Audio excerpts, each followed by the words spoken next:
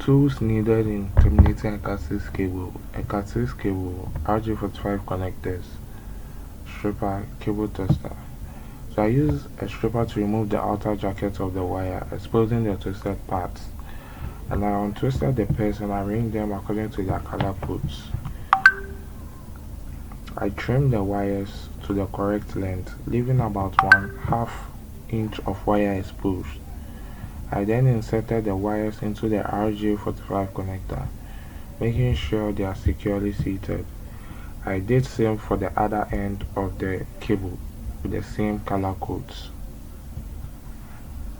I was ensuring it fits perfectly to avoid any removal.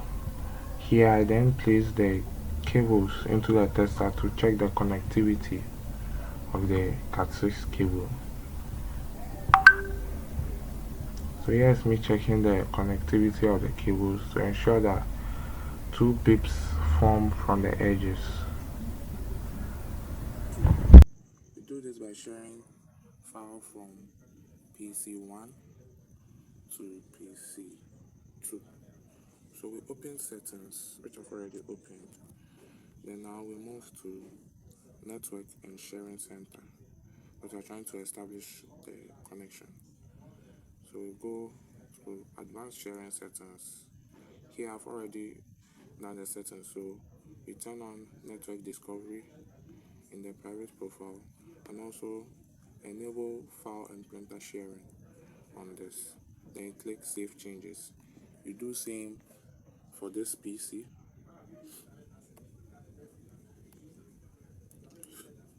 Do same for the PC. Now, after doing this, you go to sharing center and you move to change adaptation settings. And you come to the Ethernet where you're connected to.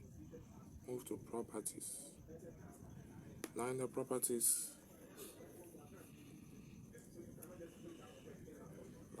we are in the properties.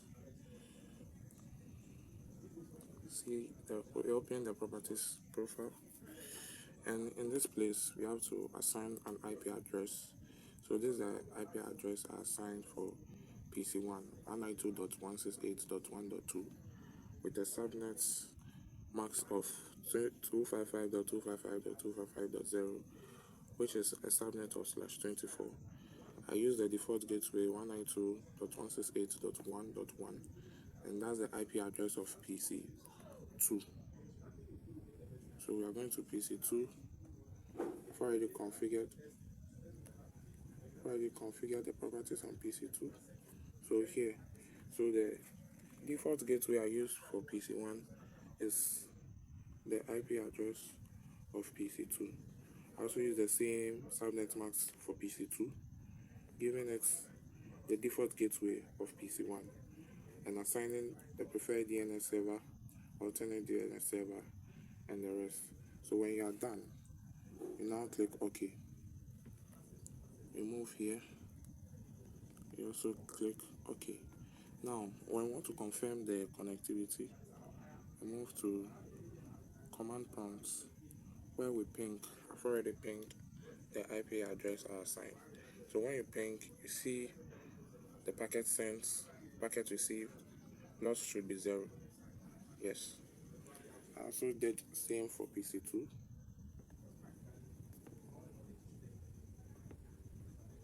So did same for PC2. Here, I pinged all the IP addresses on it and it showed everything is connected successfully. So now we close. You also close this.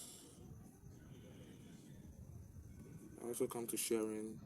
Tick allow it to connect through the computer's internet connection. You click this and you press close. You do same for PC2.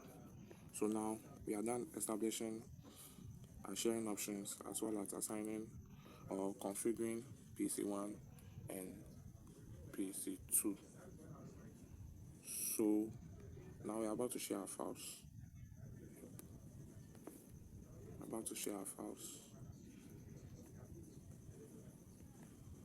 Remove choose this file,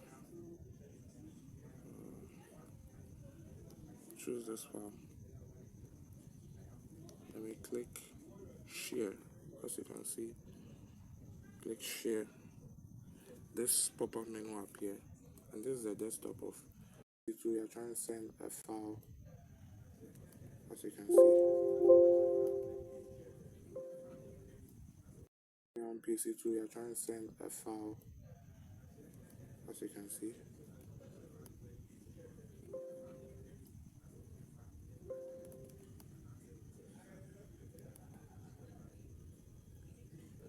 Share,